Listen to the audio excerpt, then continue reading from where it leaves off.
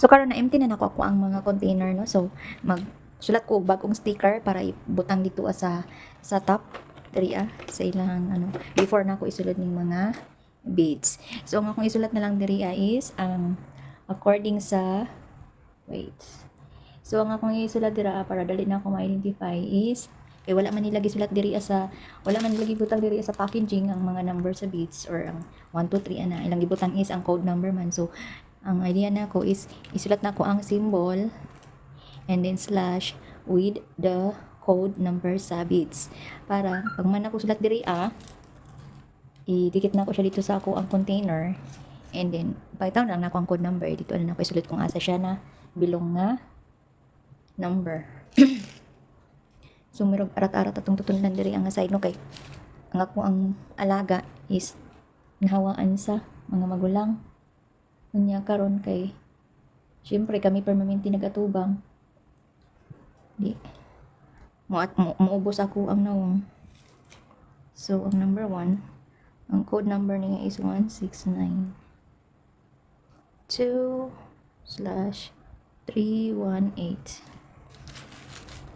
Hindi makita.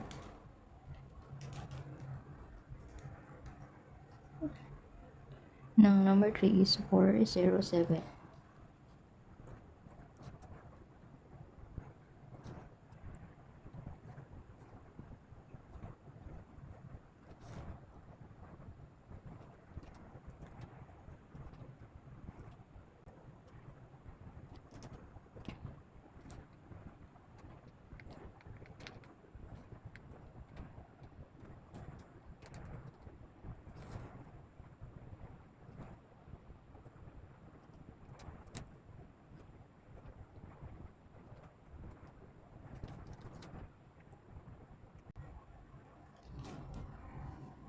So, dili enough ang ako ang sticker.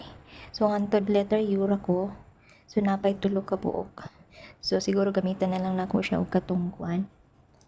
So, tawag ato katong tape gani. Mark tape nga katong pwede nato masulatan. So, this time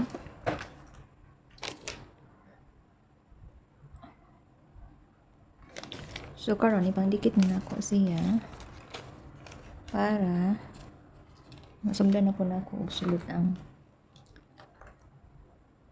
nidikit man lang ako ang kuan. Ang ballpen is nidikit siya. Mo pa siya nag-dry.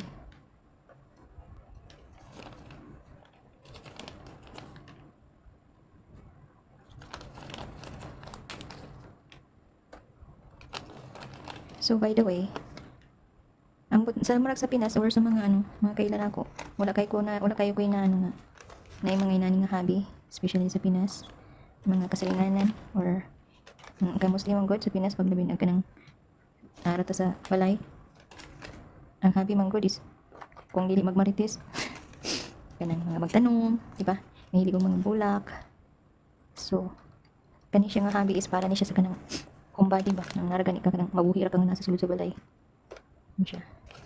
So murag na kuan ko ni siya. Murag na mo na akong siyang addiction katong pag-lockdown. Kay pag lockdown niya, nag-close ta ng shop, mga shopping mall niya, bawal na lumabas.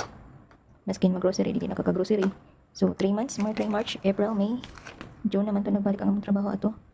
So 3 months nakakulong ra ko sa kondo kay nagkondo man ko ato kay yang sa shopping mall lagi nagtrabaho niya ang pag Pilipino ka diri is kondo man jud ang kuyan kunuhan.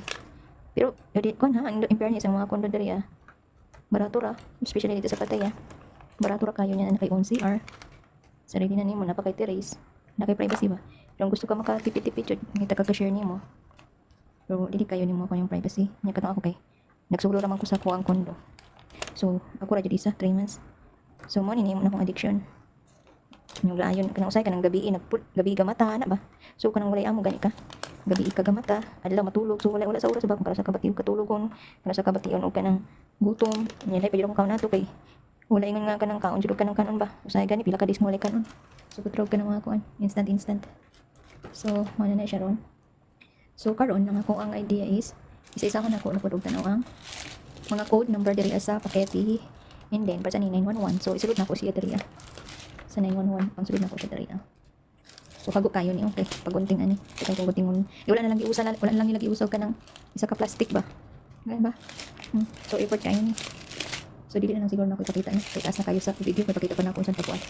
So in the next video, pakita na ko na siya sa sulod diri and then maybe I'll show you how to start the diamond painting. So that's it for now. So pagsulod na ako ni sa container off camera. And then see you for the next video. Bye bye. Thank you for watching.